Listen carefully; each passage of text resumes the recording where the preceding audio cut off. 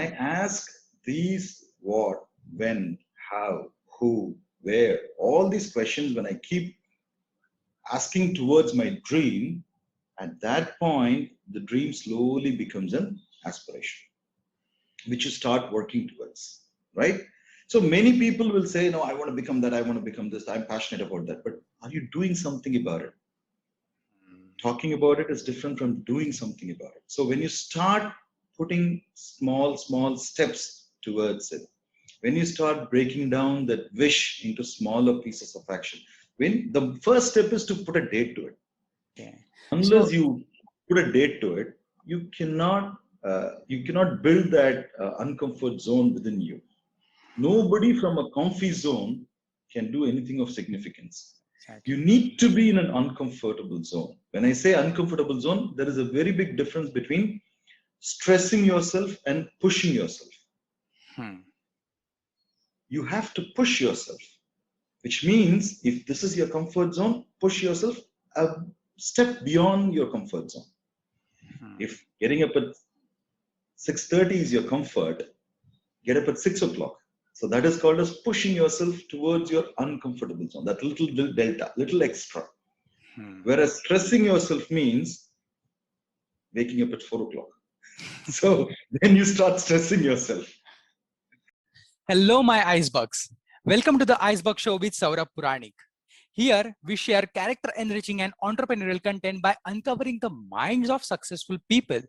So, please make sure to subscribe us and share these videos with your friends and family and become a part of their growth story. I request you to note down the learnings of this video in your diary or in the comment box. So, let's grow together. Our today's guest is Maran Nagarajan, sir. He is the CEO of Car Technologies. It's a global IT company focused on providing best-in-class SAP services to its clients. In 2005, he founded Car Technologies with his friends and built a multi-million-dollar company within a decade. It's an honor to host him on the show and an encouragement for me too. During this episode, we talked about his iceberg story, mindset, passion, and entrepreneurship. While listening, I became a fan of his calm, friendly, and humble nature. He shared a step-by-step approach to achieve excellence in life. I believe that his wisdom will be the blueprint for any person. So, enjoy this episode and comment your learnings. So, let's grow together.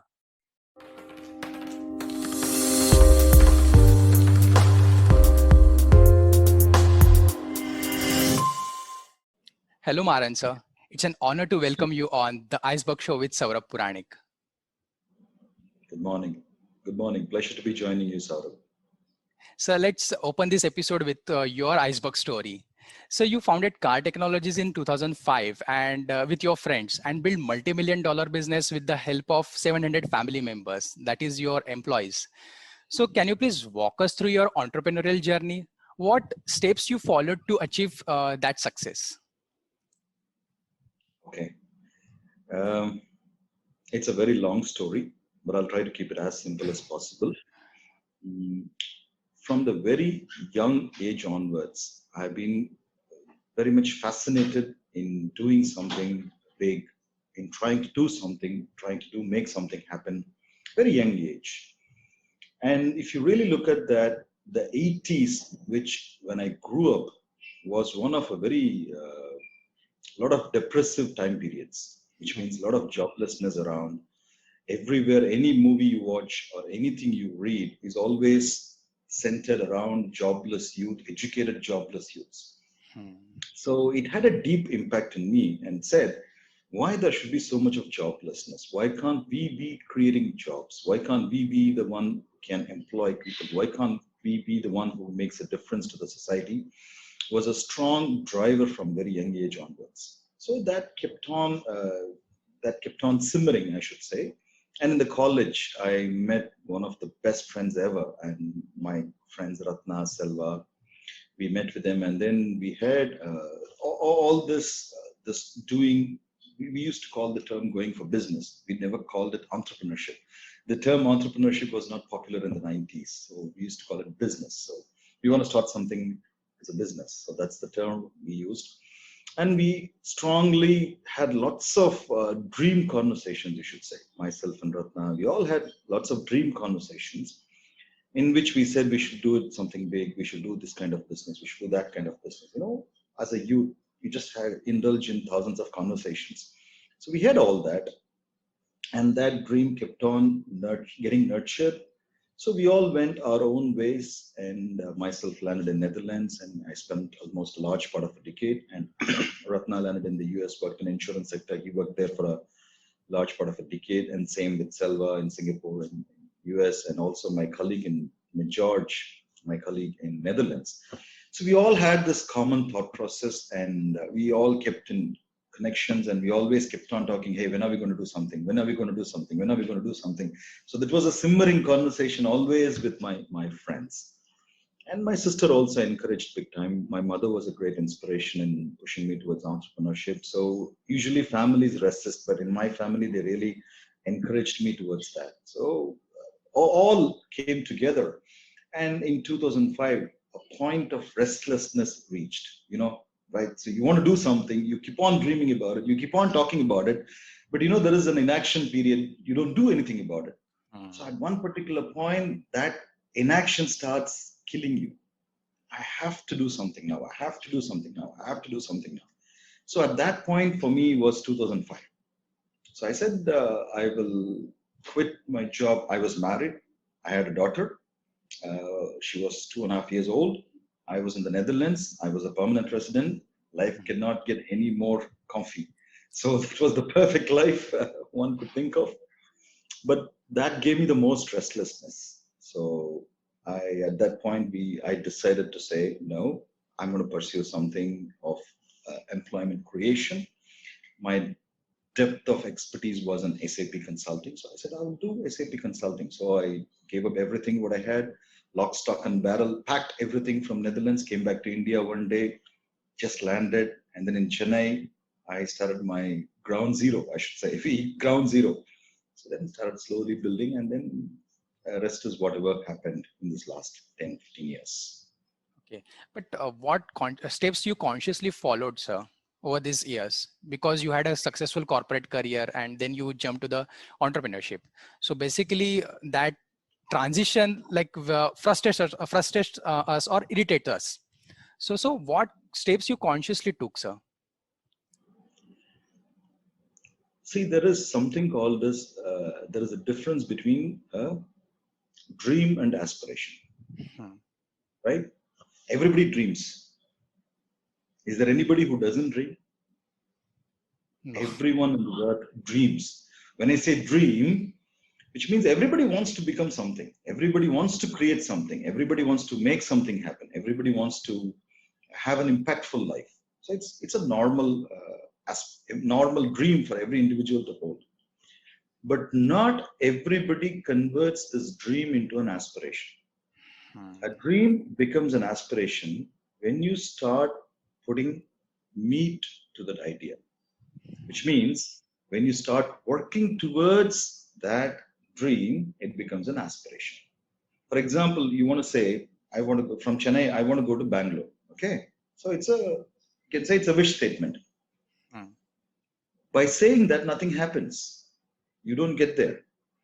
When do you get there? When you start putting questions to it. When do I want to go to Bangalore? How do I want to go to Bangalore? What should I do to get to Bangalore?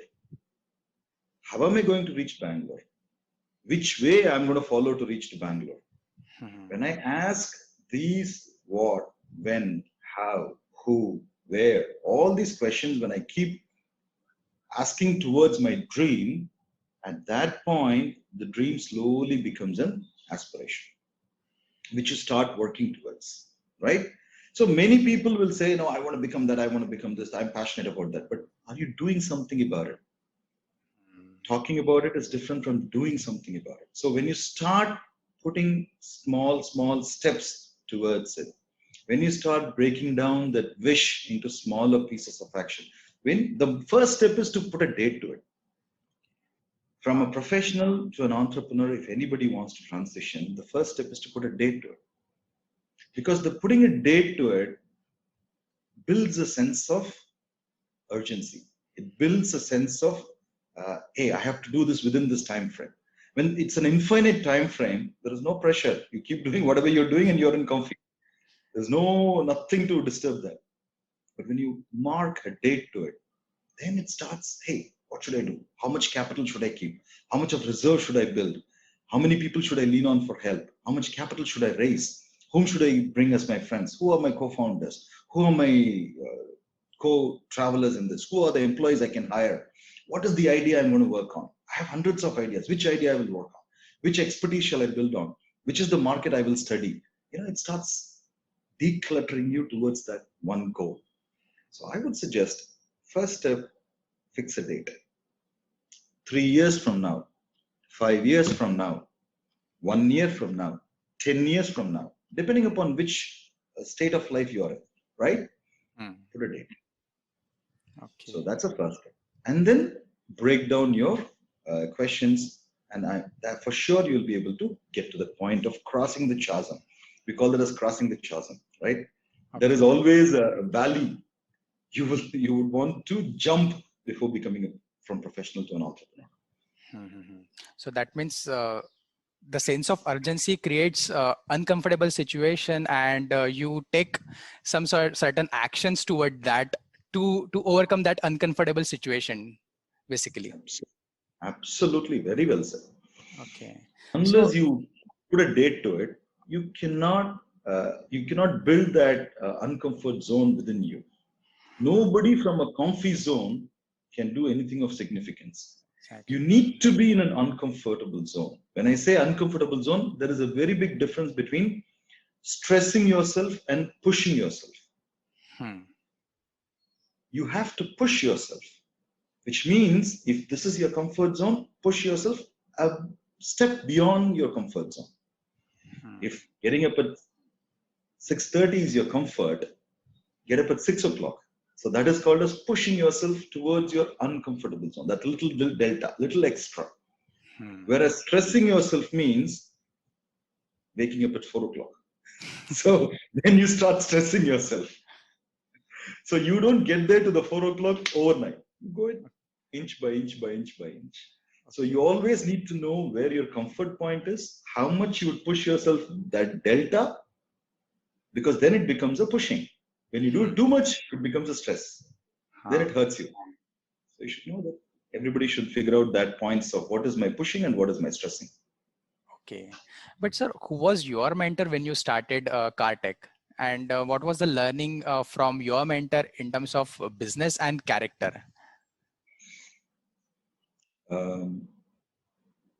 For me, unfortunately, there was no one single mentor when we started the Cartech journey. Now, when I look back, I truly believe I should have sought or I should have gone to a mentor at that point. Because probably I would have avoided lots of mistakes I made in the earlier part of the decade. We took Mr. Bala, who was the ex-CFO of Infosys, as our board of director in 2015. That was one of the best moves we have ever done for Cartech. So in the past 6 years, he has traveled along with us. And he has made a huge difference to us in terms of building the organization, building the whole company journey. I truly wish that I figured out somebody, or I met him earlier and had somebody as a mentor much early in 2005 itself.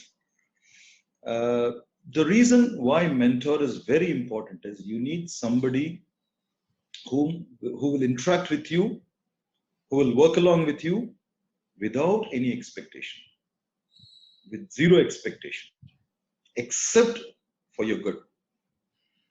It's very difficult to find that kind of a person, but I strongly urge for every starting entrepreneur, or even before becoming an entrepreneur, seek that mentor. That mentor should be somebody who has seen multiple cycles, seen multiple journeys with good wisdom, who has traveled a longer distance in the entrepreneurial journey or in larger organizations, who has seen multiple cycles. It's very important that you stick close to a mentor, and also interact with that individual with an open mind, not with a closed mind, but interact with that individual in a lot of open mind. And then you have tons to carry. You have tons to learn. It's very important.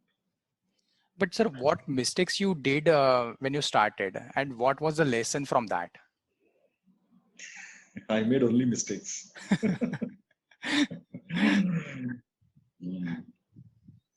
Okay, so One of the very, of course, we have done lots and lots of mistakes.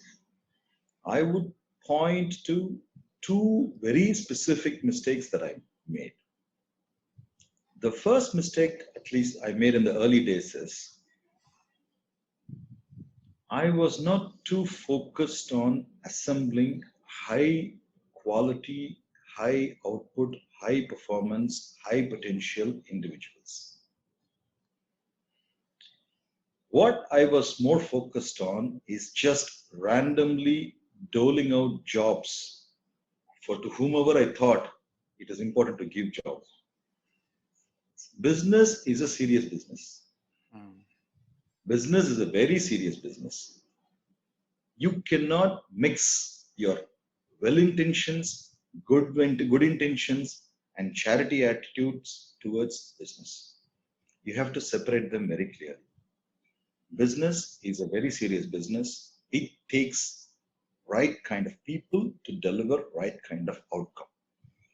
You generate wealth, you generate profit, you generate positive cash, you support the society the way you deem fit. But these are two entirely different things. You cannot, for example, what I did in the beginning is, whomever referred me a CV from my circle and anybody's circle or any friend's circle, I thought it is my duty to give them a job. So I just kept on assembling them as a team. And at one point I realized, if it is not the right person for the right job, they cannot create the outcome. So this truly dragged our organization big time in the beginning of the years. okay. So my advice to all the starting entrepreneurs is never, ever, ever compromise on the quality, performance, ability, skill, or potential of the individuals that you hire to build your organization. Right? So you're not in the business of charity only to offering jobs. That doesn't work. This is an important point. The second mistake which I made is about not putting in place robust processes. Now that's a mistake which every startup entrepreneur tends to do, because always you have efficiency versus process. If you focus more on the process, the efficiency suffers. If you focus more on the efficiency, the process suffers. But there is always a point of balance. If you want a sustaining, scalable organization, you need to get all the three right. PPT, people, process, and tools. You have to get the right people. You have to put together proper processes. You have to have the right tools. Without people, process cannot sustain. Without process, tools cannot sustain. Without tools, company cannot sustain. So it's a very important piece of advice that every entrepreneur should carry. Invest disproportionately on people, process, and tools. They will always yield you better outcomes. Okay. So what changes you, what things you change within yourself in terms of mindset and skill set when you started? Because you you had a corporate successful corporate journey, and then you shift. So there was a gap, big gap from being an employee to being a CEO of the company. So how you fill that gap with the help of mindset and skill set? The first mindset you should carry is your individual capability or individual abilities end at a particular point. They have an expiry or they have a limitation. Me being with my own individual skills, I could have performed wonderfully in a corporate journey. But that's not about getting my own skills deployed, but it's all about how you collectively as a team ability to create outcomes. That is what comes into it. So you have to dissolve the me, I. You have to dissolve the individual supremacy or individual greatness and individual abilities. All that has to get dissolved. And moving it to how do we create outcomes as a team? How do we create success as a team? How do we create success as multiple people, more than one, more than 10, more than 100? So that mindset has to come. So first, you have to dissolve yourself. That's the first step that you need to do. Otherwise, you cannot build an organization, you cannot build a team. What you're trying to do is beyond you. So that you has to dissolve, that I has to dissolve. Otherwise, the team and the company cannot be built. Really, really, very, very important learning that one has to do. And the second step is, as I said, which responsibility that you need to allocate to whom, or which delegation, which topic you need to delegate to whom is something you also need to learn. That's something which you have to hone your skills. And the third one is courage. Actually, it is the first one I would say, but it doesn't matter. You really have to build a lot of courage. When you're an entrepreneur, more than any single skill, the people around you look for your courage. How strong are you? How confident are you? How positive are you? How much optimistic you are? These things matter a lot because others are going to derive all this confidence and positivity and optimism from you as an entrepreneur. So you need to have an abundance of that. If you're courageous, if you're abundantly courageous, if you're abundantly optimistic, if you're abundantly positive, if you're abundantly enthusiastic, you will be able to build a team. That will offset for a lot of shortcomings of yours. Mm-hmm. So build these things in high doses. It will always be of support to you because the people around you look up to you and look forward to you to take decisions when it matters, or energy when they are drained, and optimism when they are negative. Right? So they look up to you. Yes. So build all of these. That's the most important trait for entrepreneur. Okay. So we also hear that after creating wealth, you see a lot of changes within yourself. So what changes you saw within yourself when you created wealth for yourself as well as for your investor? In our case, we have been always a bootstrapped organization. We are still a privately held. We are not a public limited. So in that sense, the true element of course, we have almost 75 to 80% of our organization people carry ESOPs. But that doesn't mean that it is liquid or the wealth is already publicly created. That's not the case. Beyond a particular point, this wealth creation itself means nothing. It's about a wonderful journey. Of course, wealth matters a lot. It does mean something to everybody. But beyond a particular threshold point, it is meaningless. That until a particular threshold point, it makes a lot of sense. But beyond that, it doesn't make much sense. What truly matters is, are you able to relish, are you able to enjoy, are you able to every day go to the work with the same enthusiasm, which matters. If it is draining you, wealth doesn't matter. If it is frustrating you, wealth doesn't matter. So every day, are you able to go to work in the morning with the same zeal, vigor, and energy and enthusiasm as you did 20 years ago, 10 years ago, 15 years ago, 5 years ago, yesterday? That's what matters. You cannot be dragging yourself with or without wealth. So that process of that enthusiasm, that process of that energetic journey will create all outcomes. If your focus is on the wealth, your energy will drain. You cannot build this process. So your energy has to be on this. At least this is my point of view, Saurabh. Okay. But sir, every business owner is struggling due to COVID-19. And on the other hand, you recruited more than 250 employees to expand your operations. So what business practice help you to overcome such tough situation like pandemic?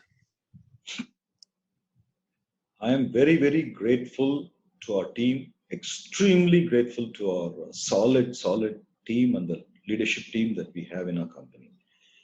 See, before this COVID stuck us from 2016 till 18, car tech went through a very strong negative cycle, which means because of focus on the Middle East, our fortunes were wedded to the Middle Eastern economic cycles and oil cycles. Now that derailed our organization to a large extent, and it put the whole organization into a very difficult cycle, into a very difficult journey path in the 3 years. But thanks to the extraordinary team who stood rock solid and pillars of support, both my friends, founders, and also the leadership team, all of us, they stood rock solid to like a strong ship in a cyclone. They really stood strong.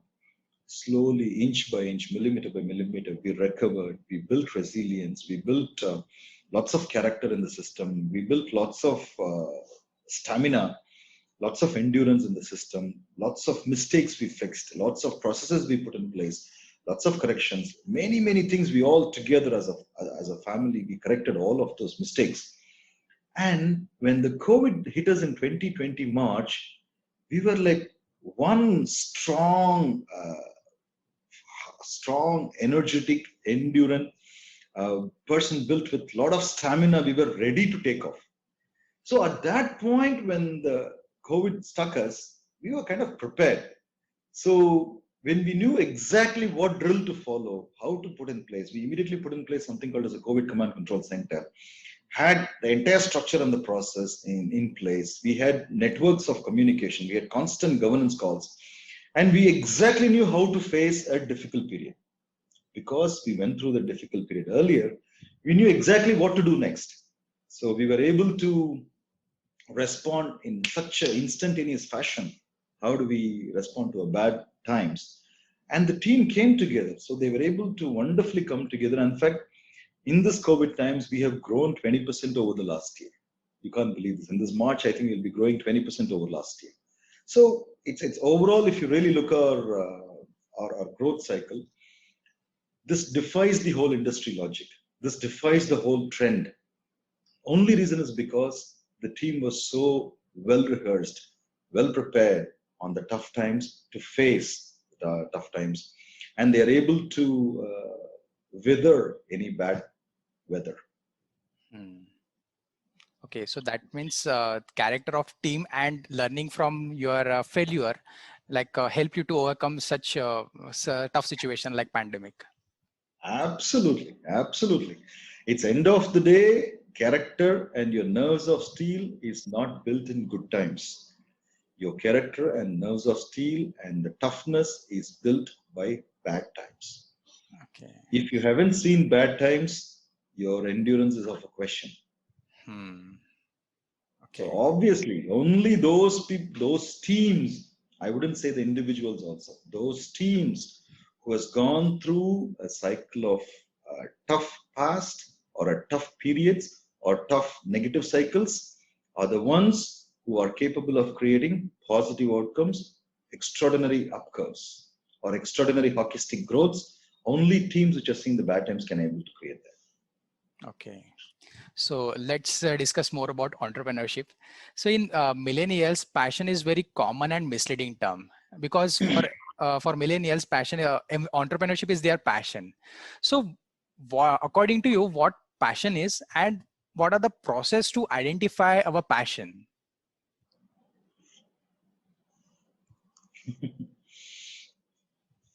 Actually, when you say about this is a very highly debated subject. Actually, I would recommend people to read or listen to Simon Sinek. You must have heard about Simon Sinek, right? Yes. So Simon Sinek is somebody who talks a lot about millennials, passion, vision, all this he talks about. So he beautifully articulates all of this.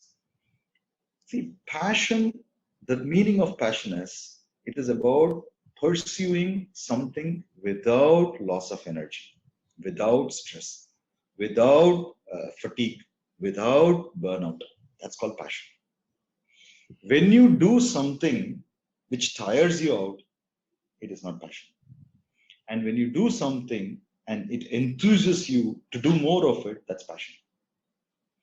There are some people who are extremely academic in nature. So for them, reading and reading and reading and learning gives them such a happiness. They keep doing it again and again. For them, that is passion. But for few, reading is like a anathema. It's like a nightmare. It stresses them out, right? It somehow puts them into a dizzy.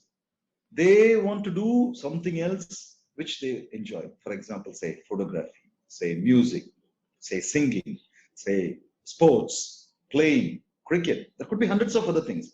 But that, if they are playing cricket for 5 hours, 10 hours, 24 hours, 7 days a week, it doesn't tire them. It doesn't cause them fatigue. So that's their passion.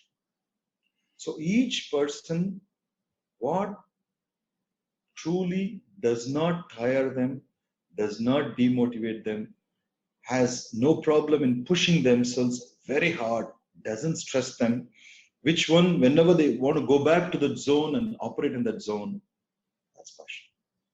It can be movies, it can be sports, it can be games, it can be education, it can be programming. There are people who can dissolve themselves into programming, right? They can code and code and code for weeks together without getting tired, without hunger. They will just do it. So there are people who do all these kind of activities, and people like me. I like pursuing entrepreneurship. So for me, managing the business is such a great high.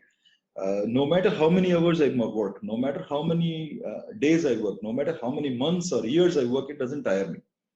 It doesn't fatigue me. It doesn't frustrate me. It doesn't stress me. So you have to find that. What doesn't stress me? What doesn't frustrate me? What if I'm able to go back to it again and again? What am I willing to? How can I? When am I able to sacrifice my sleep for doing this? And does it give me happiness? If I'm able to get up early in the morning at 4 o'clock or 5 o'clock and do a jog and do a marathon and it makes me happy, I'm able to do it again and again and again, then that's your passion, right? So you can figure out what is that which doesn't fatigue you. What if you do doesn't fatigue you, doesn't stress you, doesn't cause burnout? That is your passion. Pursue that. And coming back to the point of millennials, Saurabh, there is something called as a Maslow's hierarchy of needs, right? So in this Maslow's hierarchy of needs, what happens is there is something called as a physiological needs, then something called as a safety needs, and there is also the social needs, then self-esteem and self-actualization, something called as self-actualization. The millennials, they are very early on for the physiological needs are met, like, house, food, those kind of things. And then the security needs, like getting a house earlier. There is no element of insecurity for them about their jobs, about their future. So the security needs are also very easily met. And the sense of love and belonging, they get a family set up. Their parents are highly pampering them. So there is a lot of pampering around them for the millennials. So the self-esteem, like how you social belonging is about, they're all part of the social media. So whatever they pursue, they're able to have a network, group of people who keep putting them likes in YouTube or social media, in Insta. So there is also an element of self-esteem they accomplish in a much earlier on in their life.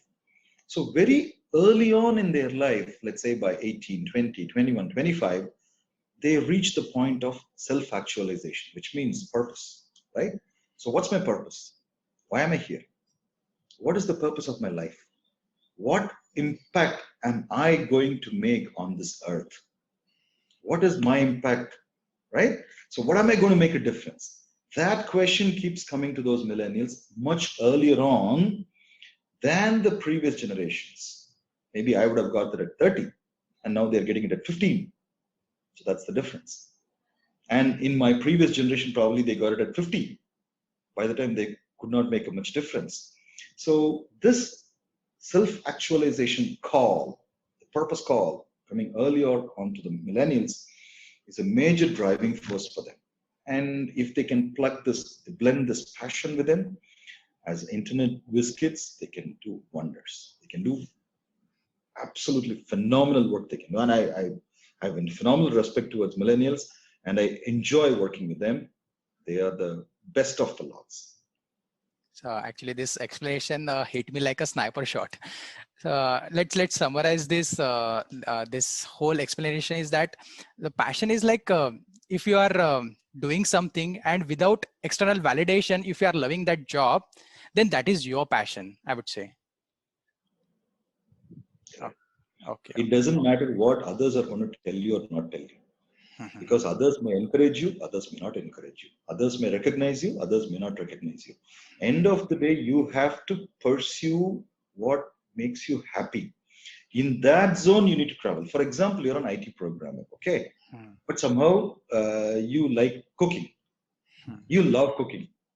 So you enjoy cooking, you love making food for others. You keep any amount of time or any quantum of food that you prepare, it doesn't tire you. So what does it mean? Your joy isn't cooking. Your joy isn't preparing food. Your joy isn't serving people food. That's where you're truly meditative in your state, but not in programming. So what do? Build a life surrounding this. Go become a chef. Go become an entrepreneur with a restaurant. Start a restaurant, start a takeaway, start a food chain, whatever. Point is, just because you, sorry, just because you had a job as a programmer, don't think you have to build an IT company. Don't think you have to build a programming company. No, it doesn't work. You have to truly be happy. You build the life around what makes you happy. If you cannot build a life surrounding what makes you happy, you cannot travel longer. When you cannot travel longer, you'll burn out faster. When you burn out faster, you'll end up becoming a failure rather than a success. That's So pretty relatable to me right now. So let's move on to the next question is that, sir, business planning is a crucial step for any entrepreneur while starting a business. So according to you, when as an entrepreneur need to prepare a business plan, it's before making a prototype or after it? Or do you think that it depends on how much how much that idea is capital intensive? it's a very contextual question, Saurabh. There is no one answer to this. There are some ideas, if you pursue, they have to be capital intensive, because I know of a company who are trying to, from IISc Bangalore, they're trying to build a company to track every debris in the space. There are millions of debris in the space orbit, right? So they're building a company to track each one of the debris. Now, they have to be capital intensive. You have no other choice. Of course, you can make POCs, but then it is a capital intensive journey. So it depends on what business you choose. For example, if you're trying to do a food outlet, if you're trying to do a chain of restaurants you're trying to form, it has to be capital intensive. It's very difficult to not make it capital intensive. You're trying to do, so it depends on if you're trying to build a platform. Okay, you're trying to build a platform and trying to bring together something like a pass. You're trying to bring together mentors and students together on a platform, and you're trying to make an idea work. That need not be capital intensive, but it is more idea intensive. So it depends on what direction you're pursuing, Saurabh.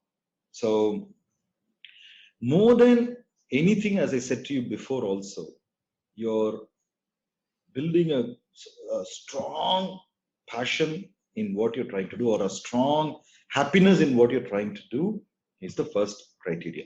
Second is, if you have domain expertise on that, well and good. If you don't have deep domain expertise on that, do everything to build your domain expertise on your passion. If you have the passion, automatically you'll build the domain expertise, right? So you will build as much knowledge as you want in that direction. So build that. And then automatically POCs, yes, POC, no, capital intensive, yes, capital intensive, no, time duration to succeed. These are all very contextual, idea-based conversations. I will not be able to tell you one rule fits all kind of an answer. I hope you understand. Yes, yes, sir. So let's move on to the next question is like early stage entrepreneurs is struggling with the art of delegation because to maintain the quality of work. So how to learn the art of delegation or how to improve it? Because you also struggle at some point in time. So Definitely, definitely. See, this holding on to it is a very big problem. So everybody on this earth thinks they only can do the job best than anybody else. So this is a mindset everybody holds. There's nothing wrong in this mindset. That is how you build your confidence and self-esteem. Nothing wrong in it. But at one particular point, you need to realize your limitation as an individual. You can't get anything done and everything done in this world. So you have to depend on people for various things. So when you're doing the delegation, you have to clearly have the mindset to let go, right? That's a one mindset. You don't have to be a control freak. You cannot be a control freak and delegate. It doesn't work. So you have to have a let go mindset. The second mindset you have to have is tolerance for mistakes. Second mindset is tolerance for mistakes, because when you delegate and request others to do something, 100% they are not going to do it the way you will do. It is going to be different. Maybe it is better, maybe it is worse. Maybe they make it better and do a fantastic job, or they make a mistake also. You have to be tolerant towards these mistakes, because that is the only way you work along with that individual and slowly bring it back to the right level. And if it is better than what your outcomes are, we have the mindset to appreciate them, encourage them, and acknowledge them. That, hey, it's truly better than what I've done. Enjoy. You understand, right? So you have to have a mindset of letting go. Second one is tolerant if the expectations are lesser than what you would have delivered, and the mindset to encourage and appreciate and motivate them if the outcomes are better than what you have done.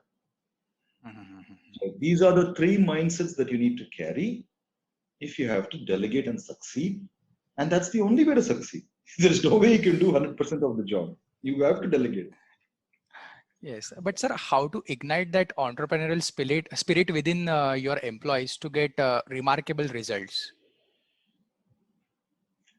Again, I'm referring back to Simon Sinek's one of the speeches. I think it's a very interesting speech. See, everybody wants to pursue a particular vision, and not necessarily everybody can put together a vision. So, as an entrepreneur and as a leader of the organization, it is your bounden duty to articulate that future vision point. When you're able to articulate that future vision, 2 years hence, 3 years hence, 5 years hence, what you're going to get done as a company.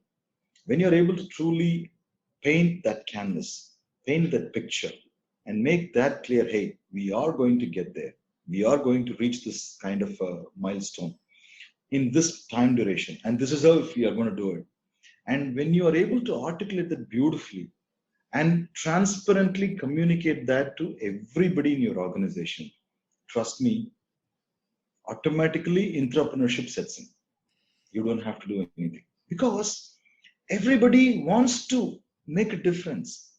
Innately, every individual wants to participate in a journey of making something happen. Every individual has that drive. You just have to give a frame and a shape and a form to it so that everybody can align and travel together. This way, by putting together that vision, putting together and giving a shape to that vision and giving a form to that vision, and then when you're able to transparently articulate that to everybody, people will align and people will contribute and people will make whatever it is from their capacity to make that vision a reality. So it's about articulating that vision, transparently communicating that vision, and staying connected to the vision. People will align, people will get inspired, people will participate in the journey. So that means we need to follow that golden circle to ignite that entrepreneurial spirit within the employees. Sure, definitely. Yes. So learning negotiation skill is an important skill to get a good deal for an entrepreneur. So how to learn it, and what steps one can follow in his or her life in daily life, so that he can improve that negotiation skills? Well, as I said earlier, I do not believe in one supreme skill to make a big difference to your life. Okay, so of course, our negotiation skills. See, there is a positive connotation and a negative connotation to this negotiation skill. Mm-hmm. Generally, in India, or generally in our in upbringings, this negotiation skill is overemphasized. You are seen as a loser if you buy something for few rupees extra from a street vendor. If you go to a bazaar, if you land up buying something for without getting a 20-30% discount, you're seen as a loser by your circle. You should also understand, not necessarily all the time getting the lowest price or getting the most of the deal is not success. You have to have the mindset of win-win.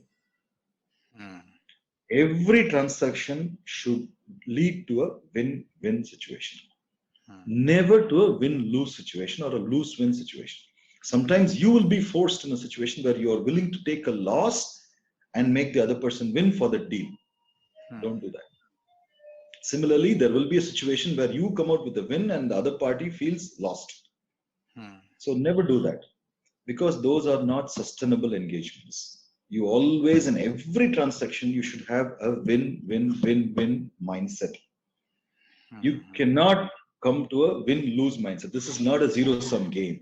If you treat negotiation as a zero-sum game, you're going to fail. This is not a sports outcome. This is not IPL. This is not a cricket match where somebody wins and somebody has to lose. There is nobody needs to lose for somebody to win. This is not a sports game. Negotiation is a win-win game. You have to hit that point where both can be a win-win. Point number one. Second thing is, to get to that point, you need a lot of preparation. You have to have tons and tons and tons of preparation. The more you are prepared for a conversation or a negotiation or a deal structuring or with people, anything, the more you're prepared, the better your win-win outcome is. Third thing is, you have to have equanimity, which means emotionless engagement. You have to be very less emotional, very conversational, very patient, slowly, step by step you should work on. If you get emotional, your communication breaks down. If your communication breaks down, anger sets in, frustration sets in, words spill out. So, you hurt the process. In a negotiation, you should be very patient, less emotional. Slowly, you should move towards your goal and be articulative, be persuasive, communicate to the other person clearly why you want this way, why it is better for the other person this way, how you are creating a win-win, how you're a fair person, how you're creating that fairness.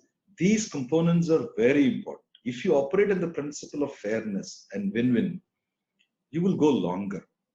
If you are operating the principle of unfairness and winning only and losing for the others, you will succeed in short sprints, but not go longer. That's true, sir. Sir, can you please explain us about why values are important in business or in personal life also? Also, can you share your any example or any experience where you feel that where it helped you to overcome a tough situation? Values are very, very fundamental to business. Values are very, very fundamental to business, and those are the ones which builds an enduring structure for the organization for others to replicate on context. I always tell this example. You're traveling in the night in a ship, which is dark, pitch dark. You need to find the shore. What helps you find the shore? There is a lighthouse. What does the light give you? It gives you direction. It gives you some direction to navigate when you're clueless, when you're directionless, when you're dark. That helps you get there. Am I right? So similarly, even in business also, you will confront hundreds and thousands of situations where you need to navigate them not by random decision making, but by principled decision making. That's value based decision making. When you do that, your people near you, your next layer leadership, next level team, all of them will observe, and that slowly it gets imbibed as a value system. Value system is not about putting plaques and lecturing. Value system means living what you talk, living by what you preach. And various instances of your business that you demonstrate by living how you operate. This is what is called as a value system. And I can give you one of a very true examples in terms of how our value system came into play. See, as I mentioned to you earlier, we had a very tough time in 2016 till 18, and we had a situation where we were not able to honor few of our commitments to the employees who left us. At those times, it caused a lot of frustration for them as to why we are not compensating them, why are not settling our dues to them.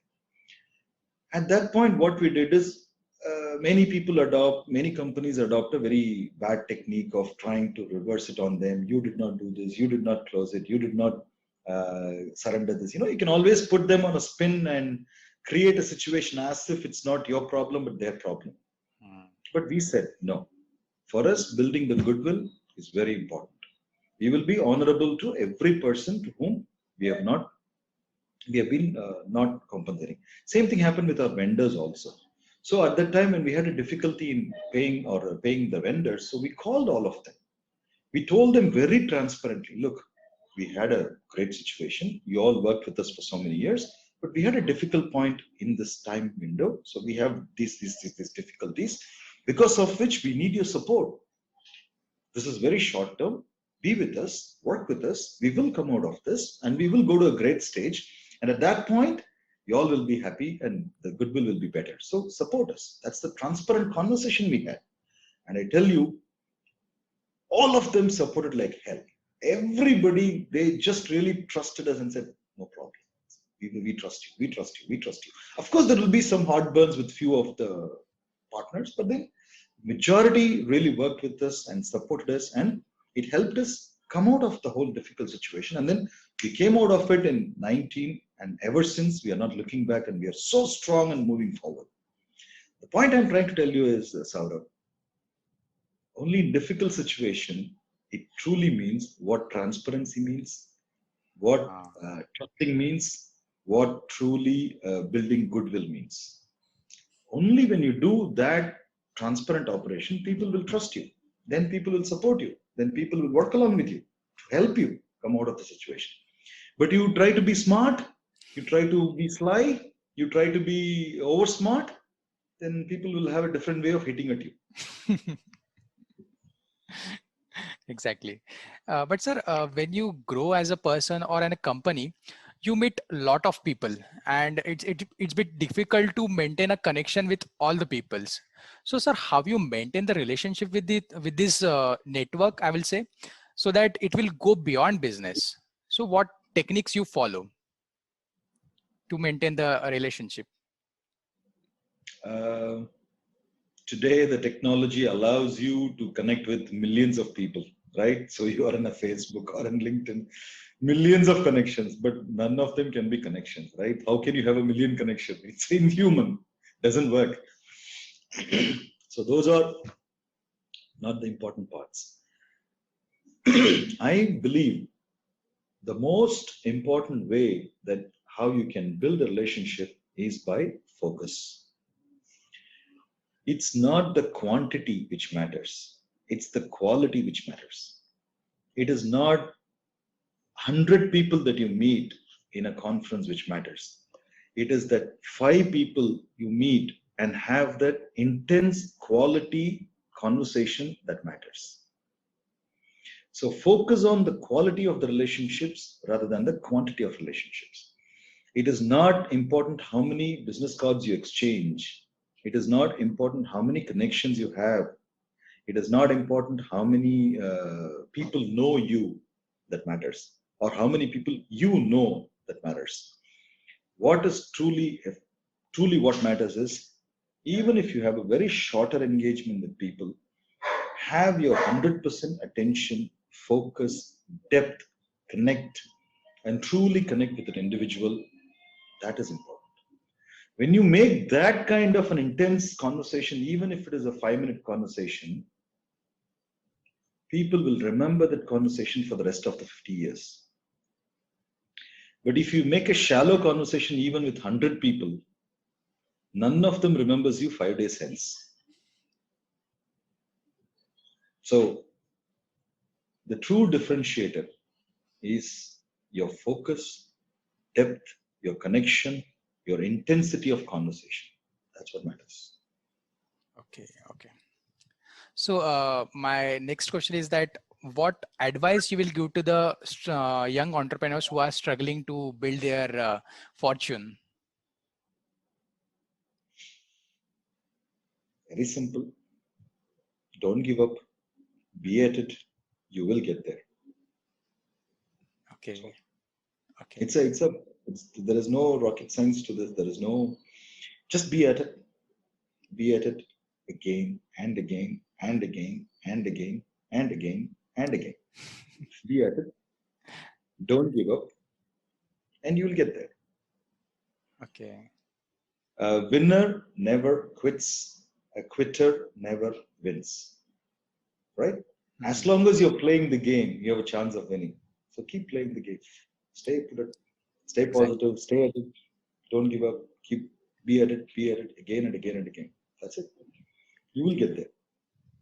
Okay, that's a great advice to any entrepreneur. So let's end this episode with my last question is like, what you like about this episode?